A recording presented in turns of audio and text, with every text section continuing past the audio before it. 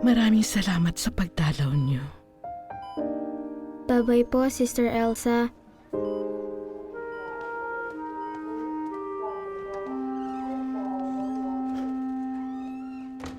Mami, mamamatay ba siya?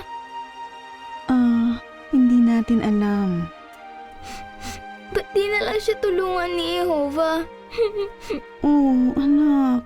Oo. May ginawa na si Jehovah para tulungan siya. Tanda mo ba kung sinong isinugo niya? Si Jesus? Paano siya matutulungan nun ngayon? Tandaan niyo ba kung gaano katagal sana mabubuhay si Adan? Walang hanggan. Pero, di siya nakinig kay Jehovah kaya hindi ganun ang nangyari. Galing tayong lahat kay Adan.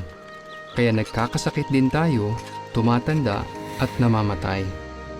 Pero anong pag-asa ang ibinigay ni Jehovah? Sinugo niya si Jesus para maging kapalit ng buhay na naiwala ni Adan. Paano nagawa yun ni Jesus?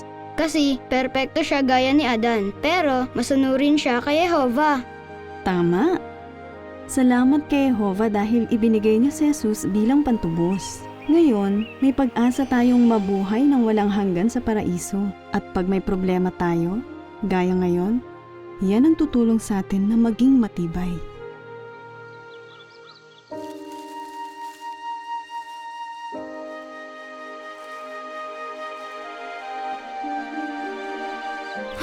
Sister Elsa? Sister Elsa!